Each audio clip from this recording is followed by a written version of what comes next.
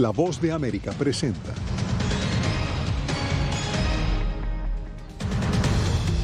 Estados Unidos al borde de un cierre de gobierno por falta de acuerdo en el Congreso. Aumenta la cifra de reclusos asesinados tras motín en una cárcel ecuatoriana. Además, hispanos se convierten en el grupo más vacunado contra el coronavirus en Estados Unidos. Y el 2020 arrojó la mayor cifra global de desplazados en la historia, según la ONU.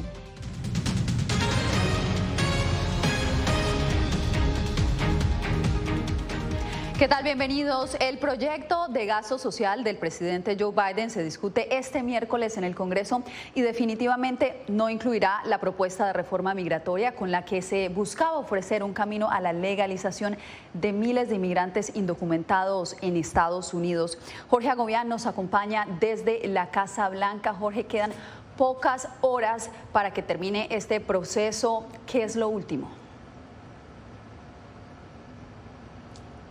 Yasmín, la principal asesora del Senado, bloqueó por segunda vez la petición de los demócratas de otorgar una vía a la legalización, al acceso a green cards o las tarjetas verdes, residencia permanente para millones de inmigrantes indocumentados. Es la segunda vez porque el 20 de septiembre ya había bloqueado la posibilidad de entregar estas tarjetas de residencia a 8 millones, entre ellos de personas que son beneficiarias del programa DACA, los llamados Dreamers. Por ahora, los demócratas aseguran que tras el fracaso de su plan B, presentarán un plan C y que tienen bajo la manga varios escenarios. Desde la Casa Blanca también aseguraba la secretaria de prensa que están dispuestos a seguir adelante para otorgar un camino a la ciudadanía a millones de inmigrantes a través de una reforma migratoria, pero no es la única batalla que tienen la Casa Blanca y el Congreso. Estados Unidos está al borde de entrar en un cierre parcial del gobierno. ¿Pero qué es eso y a quién afecta? Es lo que explico a continuación. All time for debate has expired. Antes de la medianoche del viernes, el Congreso debe aprobar fondos que garanticen su funcionamiento durante el año fiscal 2022. Si no se hace así, las agencias comenzarán a cerrar programas y operaciones y puede haber interrupciones en numerosos programas en todo el gobierno federal. Es decir, se produciría lo que se conoce como cierre parcial del gobierno, que se refiere al cese del funcionamiento de las labores no esenciales. Sin embargo, hay excepciones, como la protección fronteriza y militar, los servicios de salud y el tráfico aéreo. Dependiendo de cuánto pueda durar el cierre, puede costar miles de millones de dólares, ser increíblemente ineficiente e incluso retrasar, por ejemplo, los cheques de pago de los empleados federales. El último cierre de gobierno duró 35 días. La clausura dejó como resultado la reducción del crecimiento económico en el último trimestre de 2018. La disputa que podría generar el cese parcial, que afectaría a unos 2 millones de empleados federales en el servicio civil, está centrada en la negativa del Partido Republicano para apoyar un proyecto de ley demócrata que incluye el incremento del límite de la deuda nacional, que también está por vencer. Expertos en estrategia política como Lindsay Cormack indican que puertas adentro del Congreso la batalla va más allá del presupuesto. Por ejemplo, si hubiera un cierre de gobierno ahora, los republicanos del Congreso podrían decir que la Cámara y el Senado, ambas con mayoría demócrata, no pueden aprobar su propia ley y podrían decir que no son buenos en el poder, lo que podría ayudar a los republicanos en las próximas elecciones intermedias el próximo año. La agenda del presidente Joe Biden fue cancelada durante esta jornada. Tenía un viaje a Chicago y fue cancelado para llamar y mantenerse en contacto con legisladores ante estas que son sus prioridades legislativas. Lo mismo hizo el día de hoy al reunirse con los principales líderes de la Cámara y también del Senado. Jorge, muchas gracias. Y ahora vamos a otra información porque altos funcionarios del Pentágono dijeron este miércoles al Congreso que el colapso de las fuerzas de seguridad afganas se debió a un acuerdo que Estados Unidos suscribió en el 2020 con el Talibán para retirar sus tropas de ese país. El general Frank McKenzie, jefe del Comando Central, dijo a la Comisión de Servicios Armados de la Cámara de Representantes que el desplome se precipitó justo cuando las tropas estadounidenses se redujeron a 2.500 efectivos como parte de ese acuerdo. Ahora nos vamos a Ecuador, donde continúa la crisis carcelaria. A esta hora las autoridades se encuentran verificando el número total de reclusos que murieron en un motín en Guayaquil. Vamos en vivo con nuestro compañero Néstor Aguilera. ¿Ya lograron tomar control de la cárcel las autoridades, Néstor? ¿De qué depende precisamente establecer el número total de las víctimas? Yasmín, de que la Policía Nacional retome el control total del centro penitenciario e ingrese a todas sus zonas. Solamente allí se podrá determinar a ciencia cierta cuántos reos perdieron la vida en este nuevo hecho de extrema violencia. Sobre este tema les presentamos un informe. Se trata del segundo incidente más violento en las cárceles del Ecuador en lo que va de este 2021.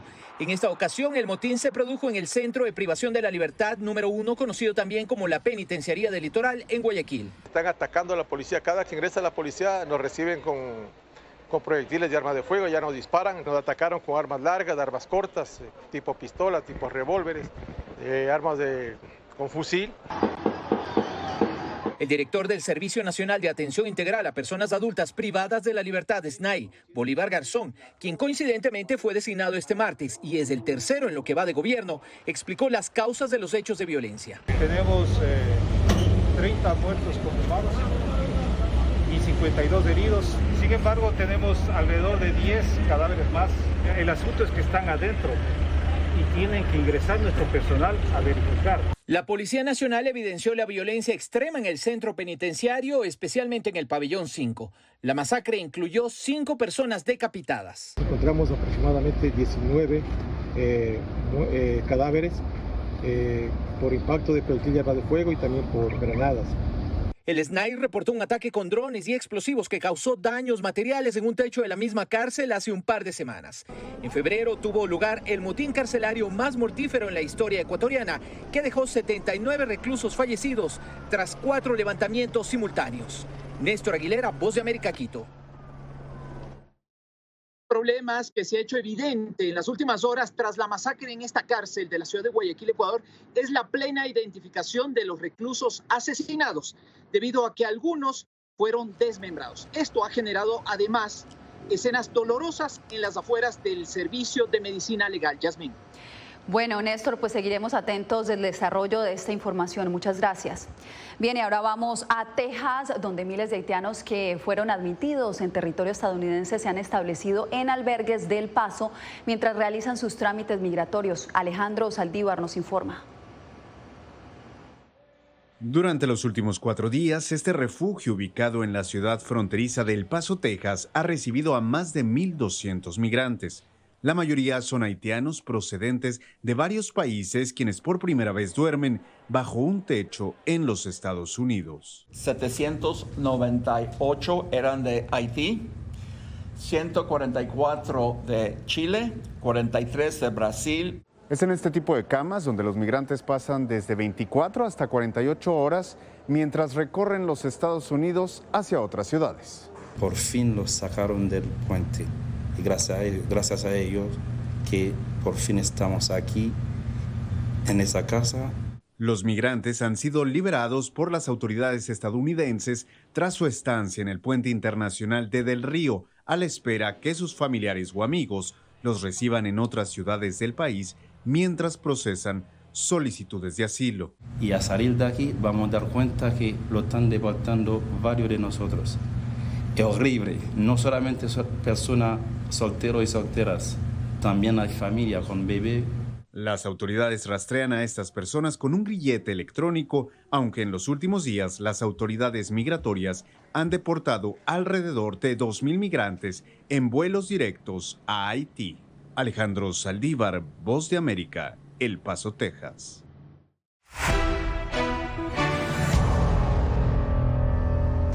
Damos un vistazo a la pandemia. En Estados Unidos, los hispanos se convirtieron en el grupo que más se ha vacunado contra el coronavirus. Jacopo Luzzi nos da la historia.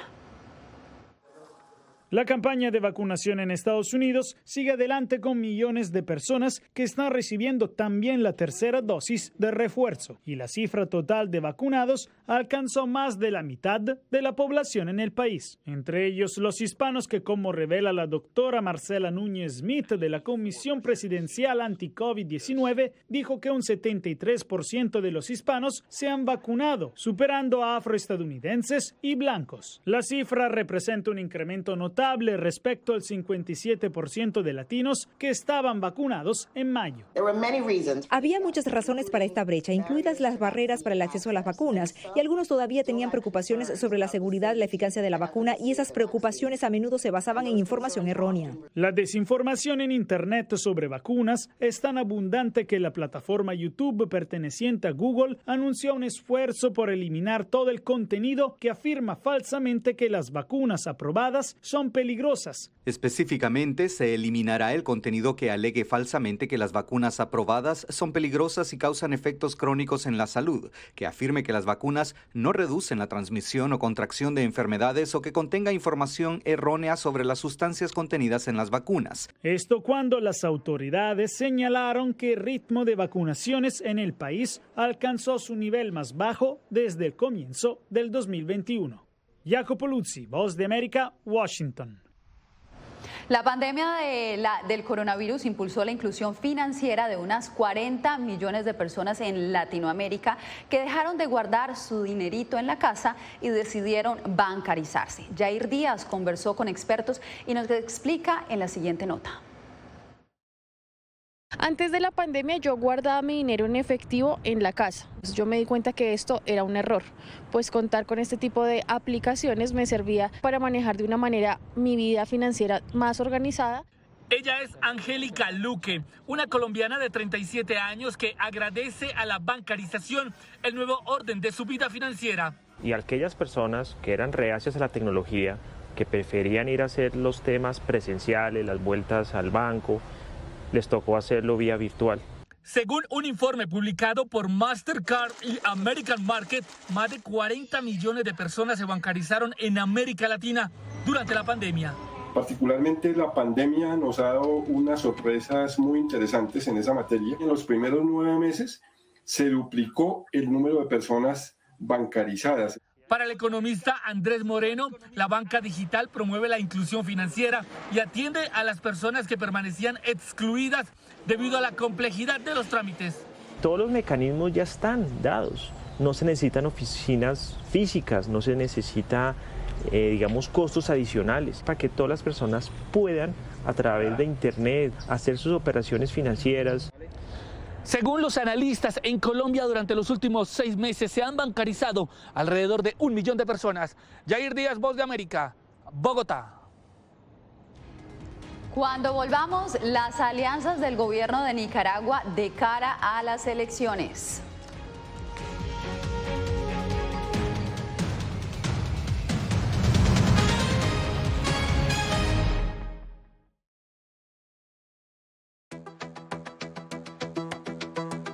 En momentos de crisis políticas y sociales, algunos gobiernos autoritarios recurren al bloqueo del acceso a Internet como herramienta para detener la información que entra o sale de su país. No obstante, existen algunas alternativas que te ayudarán a continuar conectado a la red a pesar de la censura oficial. Una de las más efectivas es el VPN o red virtual privada por sus siglas en inglés. La VPN pretende simular que la persona está en otro lugar del mundo y no en el país que esté restringiendo el acceso a Internet, de manera que es incapaz de detectar esa conexión interna y así se puede utilizar Internet con normalidad. Las ofertas de VPN en el mercado son muchas y las puedes buscar escribiendo las iniciales VPN en los motores de búsqueda, pero es importante descargarla o adquirirla antes de perder la conexión al Internet. Aquí te ofrecemos algunas opciones.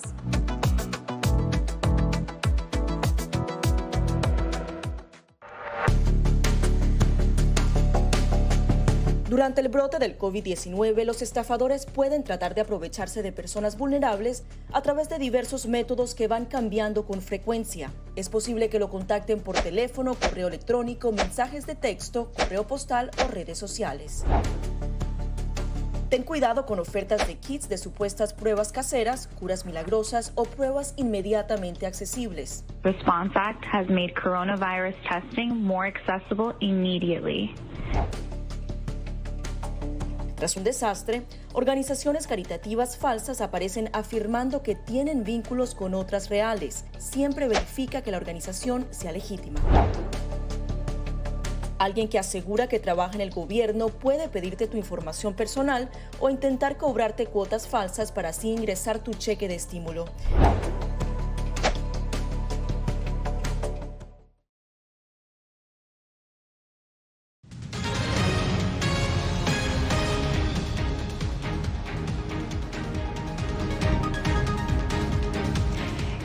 En España, la lava del volcán Cumbre Vieja finalmente llegó al mar en la isla La Palma. Según expertos, las explosiones de lava ardiente repercutirán el ecosistema marino en esa zona.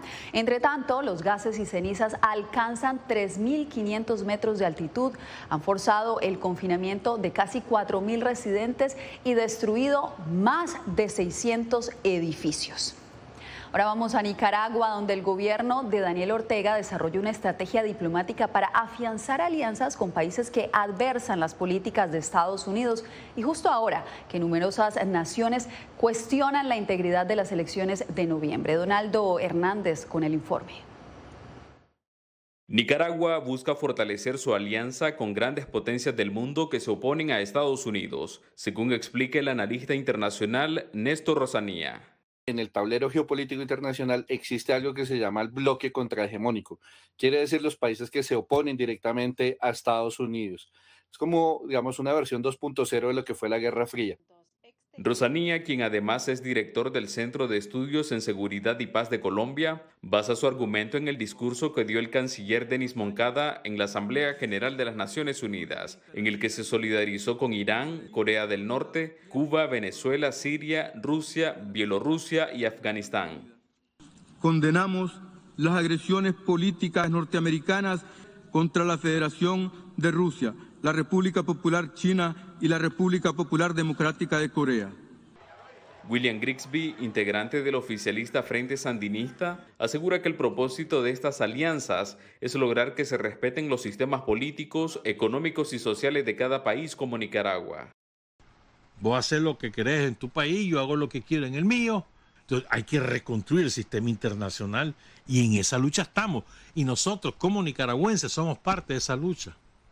Sin embargo, 50 países del mundo exigen a Nicaragua el respeto de los derechos humanos y la realización de elecciones democráticas. Donaldo Hernández, Voz de América, Managua. En Venezuela sigue aumentando la pobreza, los ingresos son limitados y las oportunidades de empleo son pocas y mal remuneradas. Así lo registró una encuesta de la Universidad Católica Andrés Bello de Caracas. Adriana Núñez con los detalles. Este es un país pobre. O sea, no es que la gente es pobre y el país es rico. No, no, no. Este es un país pobre. Y la única forma de que salga de su pobreza es que incremente sus niveles de ingresos, sus niveles de productividad.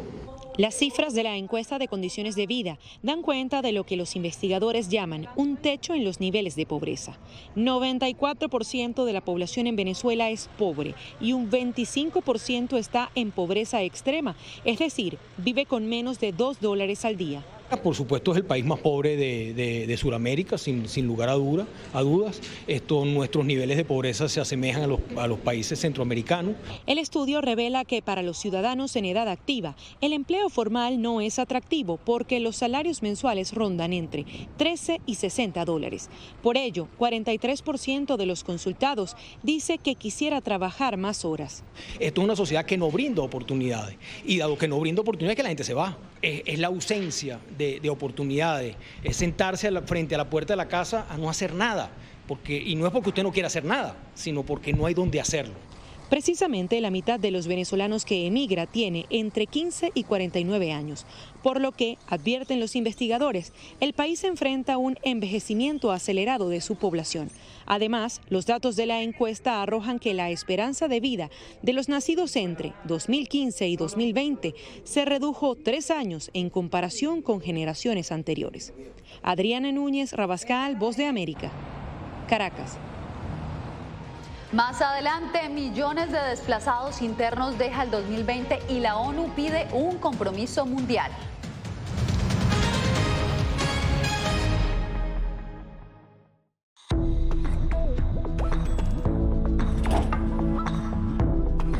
Cuando ellos me traen un tema un poco delicado o fuerte, yo siempre les pregunto primero, ay, ¿y dónde oíste eso? ¿Quién te lo comentó?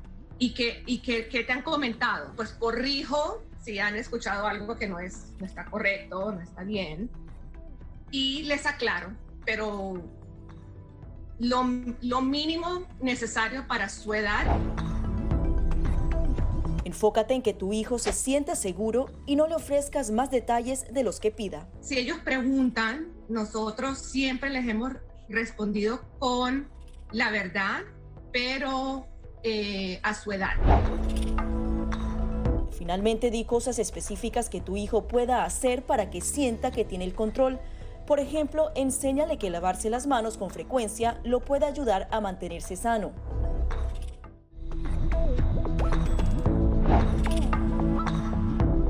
No permitas que interactúe con personas o animales fuera de la casa.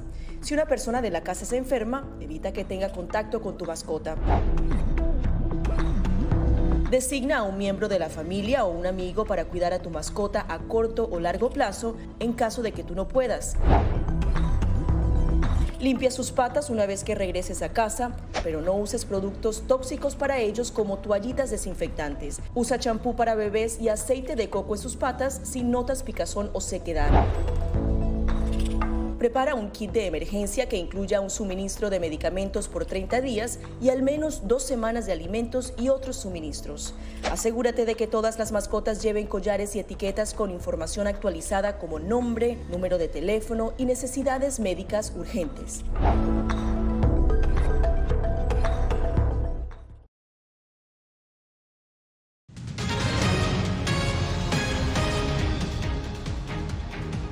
Con 55 millones de desplazados internos, el 2020 trajo la cifra global más alta registrada en la historia. Este miércoles, un panel de alto nivel de Naciones Unidas instó a los gobiernos a comprometerse para abordar este flagelo. ¿A qué se debe el aumento de los desplazados internos? Le preguntamos a Laura Sepúlveda. Pues Yasmín, esto tiene que ver muchas veces con situaciones de violencia, también desastres y consecuencias del cambio climático que cada vez es más evidente. Pues eso es lo que hemos podido observar en medio del panel que ha adelantado la Organización de las Naciones Unidas, que con preocupación ve un aumento importante de este número de desplazados internos, lo que quiere decir dentro de sus propias naciones. Conflicto y violencia, al igual que desastre y cambio climático, han sido identificados como los factores centrales del desplazamiento, incluso entre quienes no alcanzan a cruzar fronteras. Año a año la cifra aumenta. En 2020, 55 millones de personas vivían en esta condición en el mundo. Más de 30 millones de ellos eran menores y jóvenes. Los desplazados internos son ciudadanos y como ciudadanos tienen derechos, exactamente los mismos derechos que cualquier otro ciudadano del país. Y el principio de apropiación nacional significa que los estados tienen la responsabilidad de abordar su difícil situación como ciudadanos con derechos y no con una simple perspectiva existencial.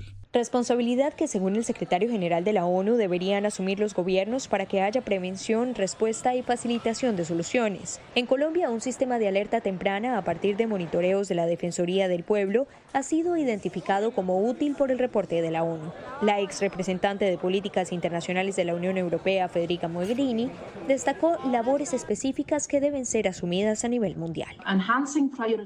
Mejorar la priorización requiere que se combinen una serie de factores que incluyen acceso a asesoramiento técnico y apoyo a la capacidad, incluso a través del aprendizaje de persona a persona, la participación constructiva de las organizaciones regionales, la rendición de cuentas ante el comportamiento dañino. Y dice precisamente que uno de los problemas es la violación de derechos humanos que se registra entre esta población, por lo que hacen un llamado a las naciones del mundo. Laura, gracias.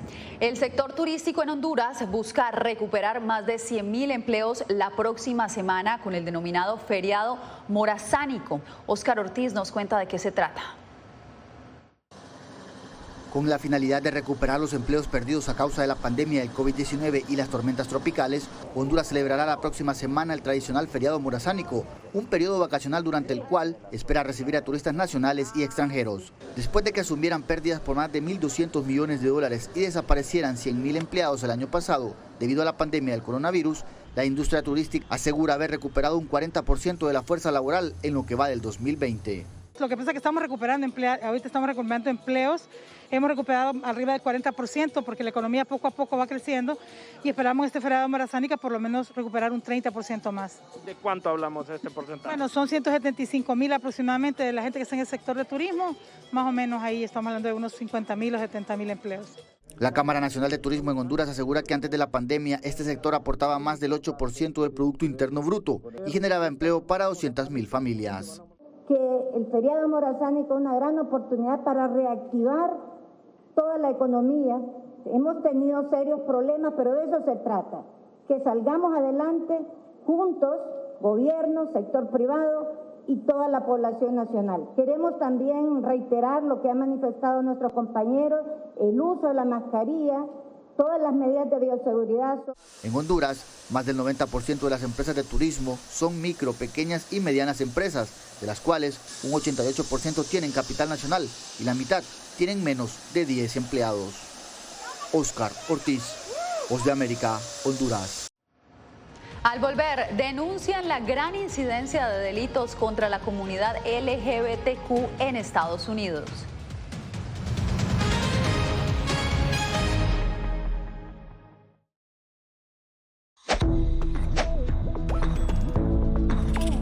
La Organización Mundial de la Salud asegura que las mascarillas son esenciales para eliminar la transmisión del nuevo coronavirus y salvar vidas. Por ello, recomienda su uso cuando se está en lugares concurridos, donde no se pueda mantener el distanciamiento social y en lugares con poca ventilación. Cuando se habla de mascarillas para protegerse del COVID-19, se refieren generalmente a la mascarilla quirúrgica, el respirador N95 o las de tela. Las mascarillas quirúrgicas planas, rectangulares y desechables protegen al portador de gotas de partículas grandes del virus e impiden que los enfermos la esparzan cuando tosen o estornudan. Los expertos advierten que solo deben ser usadas una vez. El respirador N95 de forma oval y más ajustado a la cara tiene una válvula de exhalación que ayuda con la humedad y el calor cuando respiramos. Además de filtrar partículas grandes, puede impedir que pase el 95% de las partículas pequeñas de virus y bacterias. Ante la escasez, muchos han recurrido a hacer sus propias mascarillas y en efecto los expertos confirman que estas mascarillas caseras pueden ser efectivas. Las mascarillas nos pueden servir como una barrera aislante para las secreciones, pero tener mucho cuidado porque hemos visto gente que usa la mascarilla, pero al acomodarse la mascarilla se está tocando la cara. Y eso es justamente lo que queremos evitar, es que la gente se esté tocando la cara en estos momentos, porque cuando uno está en lugares públicos puedes estar pasando la mano por una superficie que ha sido tocada por otras personas y que puede estar contaminada y luego sin querer te puedes llevar la mano a la cara. Para más información visita nuestra página web y síguenos a través de las redes sociales bajo @Voz de América.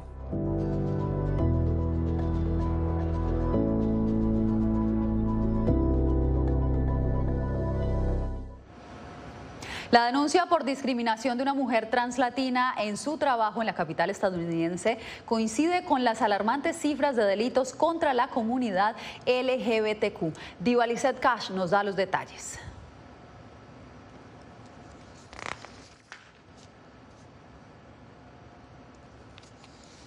Bien, al parecer estamos teniendo inconvenientes técnicos, pero ahorita seguimos con más información. No sé si todavía está listo esta historia de Diva Lizette Cash, pero en este momento la estamos justamente buscando para hablar de la problemática que hay con la comunidad LGBTQ durante la pandemia en Estados Unidos. Aquí vamos con la información.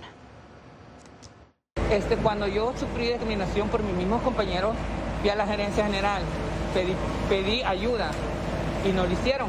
Y ahora me miro en necesidad de pedir ayuda. A través de abogados, esta mujer trans denuncia el presunto acoso y discriminación en su trabajo, un caso que coincide con el hallazgo de un reciente estudio de la Universidad de California. 1 de cada 10 trabajadores LGBT en Estados Unidos sufrieron discriminación durante el 2020. El ser una persona vulnerable aumenta tu necesidad, como ser una persona indígena, una persona un poco más morena, venir de otros países como son los inmigrantes. Según el estudio, por lo menos el 46% de los empleados LGBT experimentan un trato injusto, incluidos despidos o acoso en el trabajo. Ante la situación, Washington DC creó programas de capacitación para empleados y empleadores. Para que la gente pueda reportar en cualquier momento un caso de discriminación basada en raza, en el color. Bueno, así llegamos al final de esta emisión. Nos vemos mañana con mucho más aquí en El Mundo al Día.